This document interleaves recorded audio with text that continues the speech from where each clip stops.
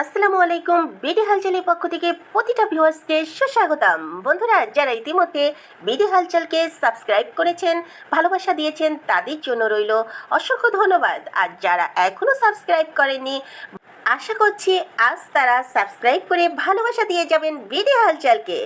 বন্ধুরা, গত ভিডিওতে শারমিনের ভিডিওতে আমি কখন কোথায় কোন সময়ে শাহিনের কণ্ঠ বুঝতে পেরেছি এবং শাহিনকে রেখে সে অন্য ঘরে এসে লেকচার দিচ্ছে, ভিউয়ার্সদের আইওয়াশ করছে, ভিউয়ার্সদের সামনে মিথ্যাচার করছে এই বাতা কাঠির শারমিন।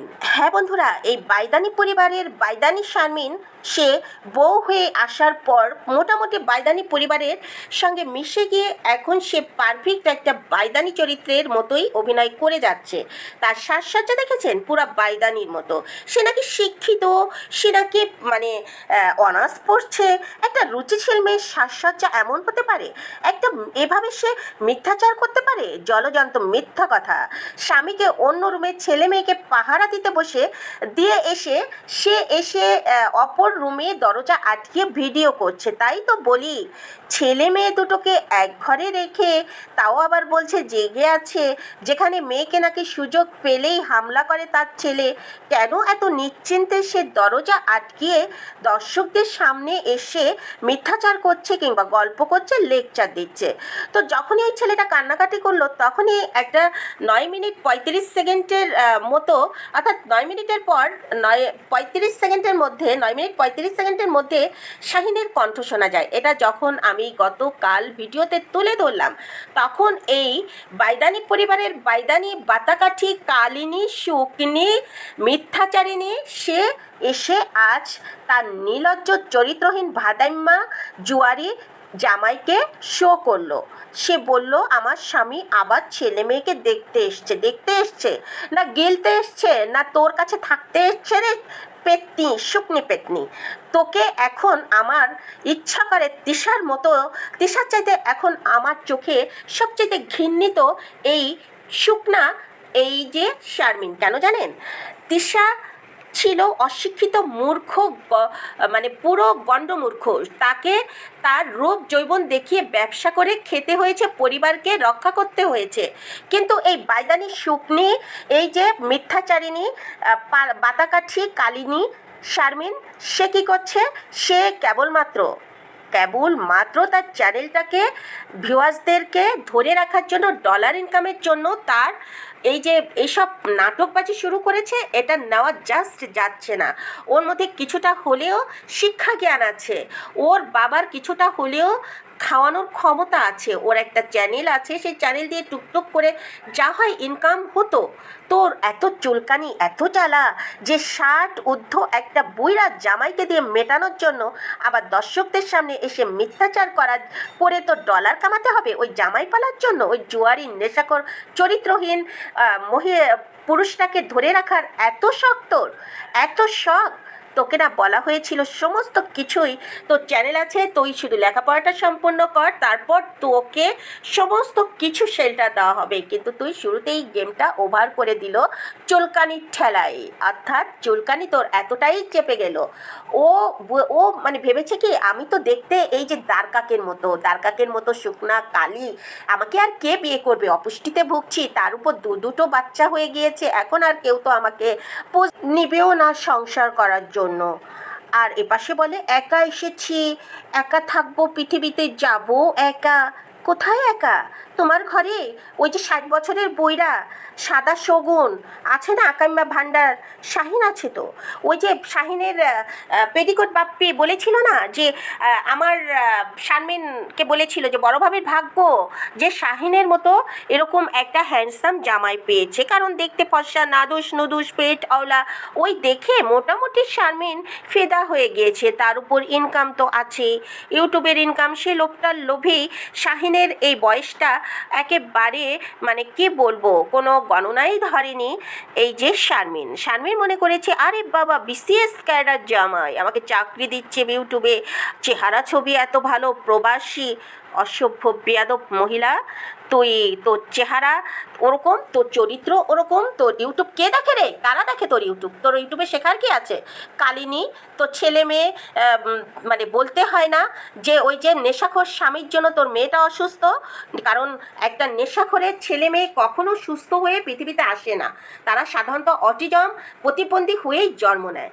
তারপর তো আছেই এদিকে তো এই যে মিলন দেখে খুকি জ্বলে পুড়ে মরছে, সেও অনলাইনে এসে তার স্বামীর সঙ্গে কুতকুত খেলছে, স্বামীর সঙ্গে ওভার প্রেম দেখাচ্ছে, গায়ে হাত দেওয়া, স্বামীর সঙ্গে হেসে হেসে কথা বলা, যেগুলো ভাসুর থাকলে স্বামীকে পাঠাতো অন্যের বাড়ি কাজ করতে। হ্যাঁ হ্যাঁ বন্ধুরা, ওই যে দেলোয়ার সাদিয়ার ভাই তার বাসায় কাজ টাজ করে গোলাপি খেতে ঠেলে ঠুলে পাঠিয়েছে যে বসে থেকে কি হবে, কারণ তখন তো ঘর ফিরি ছিল, বাবু ছিল না, মিম ছিল না, লামিয়ার মা ছিল না, এদিকে ভাসুরের সঙ্গেও মিলন হয়নি ওই কালিনী বাতকাঠি শারমিনের সঙ্গে।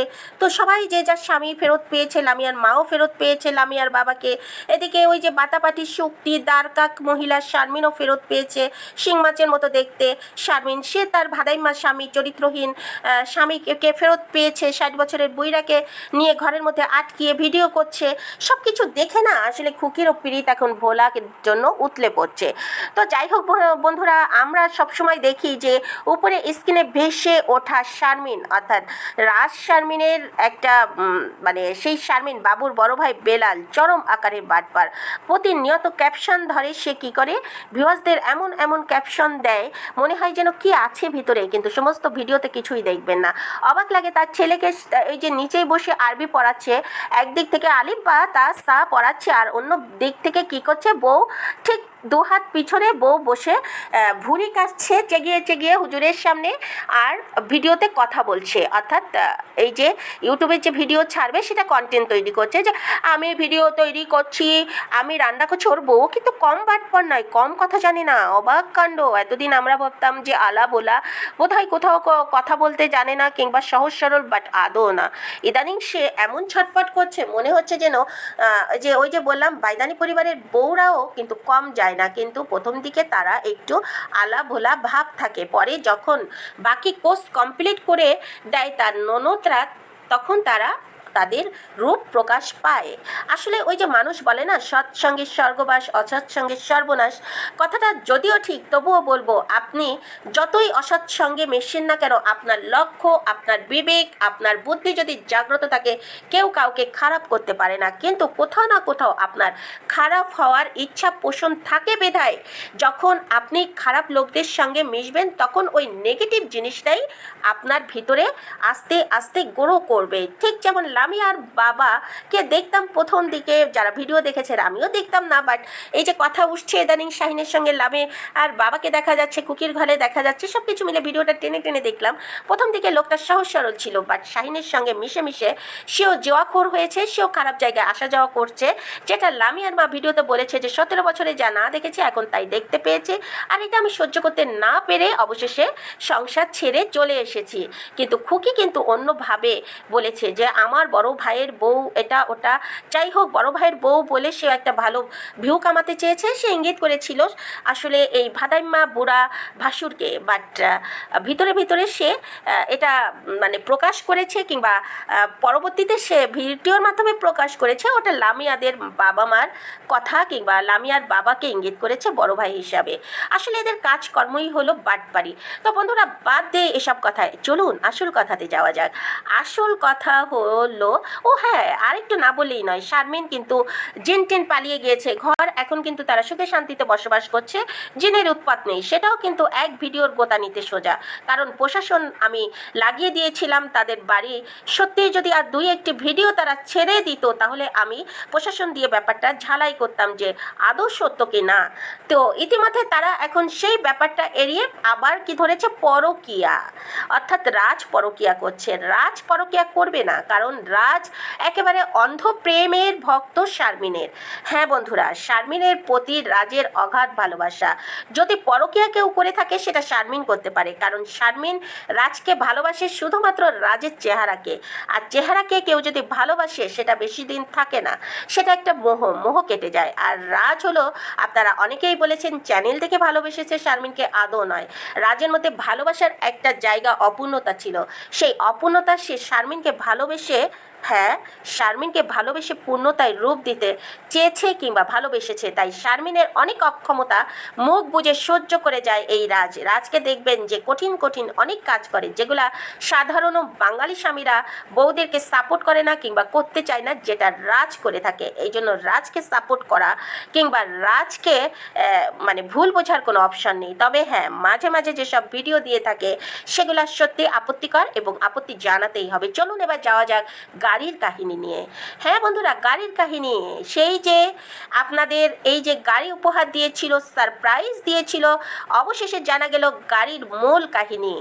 ওই যে লোকে বলে না যে কথা তো চেপে থাকে দু একজন, যখন একটু একটু করে জানাজানি হয়, এদের আশেপাশে অনেক ইউটিউবার কারো না কারোর ভিডিওতে ঠিকই কাহিনী উঠে আসে। ঠিক তেমনি ওই যে গাড়ি চালিয়ে থাকে মেবি সাইফুল ছেলেটার নাম, ওই যে কালো মতো একটা ছেলে যার ওয়াইফ ভিডিও করে, ছোটোখাটো একটা চ্যানেল আছে ইতি নাম, সারাক্ষণ তিশার সাথে সাথে থাকে।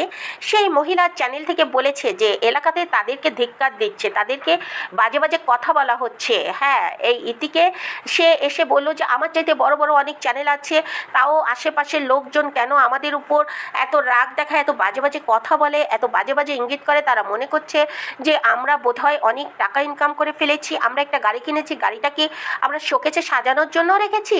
এটা কি টাকা যে রেখে দেবো? এটা কি শোপিস যে শোকেছে সাজিয়ে রাখবো? এটা গাড়ি, এটা দিয়ে ইনকাম করা যায়, ইনকামের জন্যই তো কেনা হয়েছে। যদিও সে বলেছে বাপ্পি ভাই কিনেছে, আর আমরা 7-8 মাস ধরে আমরা যে বেকার ছিলাম, অনেক কষ্টে চলেছে, সেটার কথা তো কেউ বলে না, সেটা তখন কে দেখেছে আমাদের। যাই হোক, বলতে চাচ্ছে এটা যে 7-8 মাস তার স্বামী বেকার ছিল, যে গাড়ির মালিক ছিল সাদা একটা গাড়ি, আমরা দেখেছি যে তার হাজবেন্ড চালাতো এবং বাপ্পি সেটা নিয়ে এদিক ওদিক যেত। সেই গাড়িটা কোনো একটা কারণে বোধহয় সে বলেছে যে ভাড়া টানতে পারতো না, আসলে মালিকের সঙ্গে হয়তো বা সমস্যা হয়ে গিয়েছে, গাড়ি আর দেয়নি। কারণ আমাদের বাংলাদেশে বেশিরভাগ ড্রাইভার গাড়ির অরিজিনাল পার্টসগুলো মানে খুলে নিয়ে একটা খারাপ পার্টসগুলো দেয়। তেল যদি আপনার 10 লিটার খরচ হয়, এসে দেখায় 12 লিটার, ইত্যাদি ইত্যাদি। আসলে ভাড়ার গাড়ি যারা দেয় সেই গাড়ির ইজ্জত আপনি বছর দুয়েকের পর পাবেন না। যদি একটা একেবারে নতুন নিউ কার এনেও আপনি একজন ড্রাইভারের হাতে ভাড়া দিতে দেন, তাহলেও দেখবেন যে সেই গাড়ির পার্টসগুলো শেষ, আজ এটা নেই কাল ওটা নেই, তারপর লাগালাগি তো আছেই। তো বাপ্পি আসলে এই যে এই সাইফুল না যাই হোক, ইতির হাজব্যান্ডকে গাড়ি বোধহয় ভাড়ায় চালানোর জন্য কিনে দিয়েছে, অথবা কিছু টাকা দিয়েছে যে তুমি গাড়িটা কেনো, আমাদেরকে মাঝে মধ্যে এদিক ওদিক যখন প্রয়োজন হয় তখন আমরাও ঘুরবো। তো এটা আর কি মোটামুটি বউকে সারপ্রাইজ দিয়েছে। তো বলছিল সেই ইতি যে আমরা তো কোটিপতি নয় যে গাড়ি কিনে এটা রেখে দিব, আমরা কোটিপতি মানে কি? এই যে বাপ্পি তো গাড়িটা কিনেছে, আমি বুঝলাম না কথাটার মধ্যে এত মার প্যাচ কেন? সে বারবার আমরা বলছে, আমার গাড়ি বলছে, আমাদের গাড়ি বলছে। সে কিন্তু খুব কমবার উচ্চারণ করেছে বাপ্পি ভাইয়ের গাড়ি। হ্যাঁ, বলেছে বাপ্পি ভাই তিশা আপুর ম্যারেজ ডেটে গাড়িটা উপহার দিয়েছে, এই গাড়ি কেনার পর এখন গাড়িটা ভাড়ায় চালাতে পারবে, আমাদের উপকার হবে। আমাদের কেন তুমি তো বললা যে সাদা গাড়িতে নাকি তোমাদের ভাড়াই আসতো না, তাহলে বাপ্পির গাড়ি দেখে ভাড়া উঠবে? এটা কেমন শোনা গেল না? আসলে আমার মনে হয় বাপ্পি কিছু টাকা ধার দিয়েছে এই ইতিদেরকে গাড়ি কেনার জন্য। আর এই গাড়ি কেনার মূল উদ্দেশ্য হলো এই যে মাঝে মাঝে দেখাবে একটা ভিডিও যে আমরা গাড়ি কিনেছি, আমরা সারপ্রাইজ দিয়েছি। আর ওই যে গ্যারেজ করেছে না, ওই গ্যারেজের আমার ধারণা হঠাৎ করে ফুপু বাড়ি যাওয়ার কারণটা কি? ওই গ্যারেজটা বোধহয় ফুপুর জমিতে তোলা হতে পারে, কারণ ফুপুর তো অবশ্যই একটা বাবার বাড়ির অংশ আছে। কোনো মহিলা সেটা নেয় বাবার বাড়ির অংশ, কোনো আবার কেউ ছাড় দেয়। তো এমন হতে পারে ফুপু হয়তো বা ওই জমিটা ফুপুর নামে, তো সে জায়গায় গ্যারেজ করেছে, যার জন্য গাড়ি নিয়ে যেয়ে বাপ্পির সাথে হলো এই যে ইতির হাজবেন্ড, তারা যে রিকোয়েস্ট করেছে যে আমরা একটু গ্যারেজ করছি, আবার গ্যারেজ আবার এমনও হতে পারে যে গ্যারেজটা তুলেছে এই ইতির হাজবেন্ড, বাট এই একটু পানি দেওয়া, এই একটু যে দেখানো, মানে জাস্ট ভিডিও করার জন্য, কন্টেন্ট তৈরি করার জন্য বাপ্পি নাটকবাজি করছে। কারণ বালু যখন আসছে, আজ দেখলাম ভিডিওতে, আমি তো এইসব ভিডিও দেখার সময় পাই না, আমার একজন মানে সাবস্ক্রাইবার সে রিকোয়েস্ট করেছে দেখার জন্য, যার জন্য আমি তার চ্যানেলে গেলাম, আজ হাতে সময় ছিল, তো যার জন্য গেলাম, দেখলাম। তো দেখলাম যে সে বলছে যে এই যে আমাকে ফোন দিয়েছে, আমাদের বালু আসবে, বালুর গাড়ি আসবে, ওই যে গ্যারেজ করছে সেই গ্যারেজের জন্য। তো সব কিছু মিলে কেন যেন মনে হচ্ছে এটা আসলে বাপ্পি কিছু টাকা ধার দিয়েছে, কিছু টাকা ধার দিয়ে গাড়িটা কিনে দিয়েছে এই ইতির হাজবেন্ডকে চালানোর জন্য, কিংবা মানে আস্তে আস্তে সেই টাকা পরিশোধ করবে। সেই টাকাটা আসলে বাপ্পিকে ধীরে ধীরে পরিশোধ করবে। বাপ্পি বলতে পারেন সাহায্য করেছে, আর শর্ত দিয়েছে আমি যখনই বলবো তখনই তোমার বলতে গাড়িটা এনে হাজির করবা, যখনই বলবে এখানে যেতে হবে ওখানে যেতে হবে, কন্টেন্ট তৈরি করতে হবে, ভিডিও তৈরি করতে হবে, তখন আমি আমার গাড়ি বলবো। এসব শর্ত দিয়ে বোধহয় ইতির হাজব্যান্ডকে গাড়ি টাড়ি কিনে দিয়েছে। কারণ তা না হলে ইতি এতবার আমার গাড়ি আমাদের গাড়ি আমাদের গাড়ি বলতে পারতো না, কিংবা এত খুশিও হতো না, মিষ্টি খাওয়াখাইও করতো না। বিগত দিনের একটা ভিডিওতে তো বলেই দিয়েছে যে আমার হাজব্যান্ড গাড়ি কিনতে গিয়েছে আমাদের গাড়ি। আমাদের গাড়ি কেন বলবে, বলতেই তো পারবো যে বাপ্পি ভাইয়ের গাড়ি। তো যাই হোক, কিছু তো একটা আছে, সব কিছু মিলে একটা মানে আমরা সিদ্ধান্তে পৌঁছালাম। গাড়িটা বাপ্পি যদিও দেখাচ্ছে যে তারা এটা তাদের জন্য কিনেছে, বাট নয়, অন্তত এটুকু নিশ্চিত হওয়া গিয়েছে গাড়ি দিয়ে ইনকামের জন্য বাপ্পি এটা সহায়তা করুক আর নিজে কিনুক। মানে সহায়তা করে ওই ইতির বরকে কিনে দিক কিছু টাকা ধার দিয়ে, কিংবা গাড়িটা নিজের জন্য কিনুক। সে কিন্তু বসিয়ে রাখবে না, সে ভাড়া দিবে। অর্থাৎ ভাড়া রেন্টে কারের জন্য এই গাড়ি কিনেছে, ব্যবসা করার জন্য গাড়ি কিনেছে, ব্যবসা করার জন্য। আর ওই যে বললো না আমার বাবার গাড়ি বংশে কেউ গাড়ি কেনেনি এর আগে, ওরকম মানে ড্রাইভাররা গাড়ি কিনে রেখে থাকে।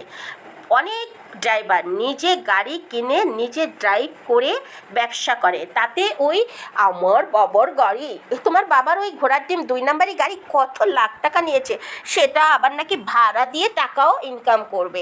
ধরে নিলাম যদি ইতির পরে নিজের গাড়ি ওটা না হয়ে থাকে, তো বন্ধুরা যদি ইতির বরের গাড়ি ওটা হয়ে থাকে তাহলে তো পুরোপুরি মিথ্যাবাজি করেছে এই বাপ্পি। কিছু টাকা ধার দিয়ে মোটামুটি কন্টেন্ট তৈরি করে লাখ লাখ টাকা ইনকাম করছে। কারণ তাদের ভিডিও তো একটা নয় দুটো নয়, 3-4টা ভিডিও করে 3-4টা চ্যানেলে করে। আর এই গাড়ি দিয়ে কী করছে ওদিকে তানজিলা, হ্যাঁ তানজিলা তার হাজব্যান্ডকে ড্রাইভারিং শেখাচ্ছে। কেন ড্রাইভারিং মানে কেন ড্রাইভ শেখাচ্ছে হঠাৎ করে? এটা তো ওর বাবার গাড়ি না, বাবার গাড়ি হলে ওর বাবার তো ভাড়া দিয়ে দিয়েছে, সেই ভাড়ার জন্য তো লোক আছে সাইফুল। তাহলে কেন ড্রাইভ শিখছে এই সাকিবেরও কি ইচ্ছা ড্রাইভ করে মাসে মাসে ইনকাম করবে? এই যে তানজিলা গাড়ি কিনে দিবে, আর সেই গাড়িটা সাকিব অবশেষে শোরুম রেখে শোরুমের মালিক ছেড়ে সে এসে অবশেষে গাড়ি ভাড়া চালাবে। একটা গাড়ি কিনবে নিজের টাকায়, আর সেই গাড়ি সে নিজেই চালাবে। কারণ আজকাল 3-4 লাখ টাকা হলেই এই ধরনের সেকেন্ড হ্যান্ড গাড়ি কেনা কোনো ব্যাপার না। তো সেরকম একটা গাড়ি কিনে বোধহয় সাকিব চালাবে।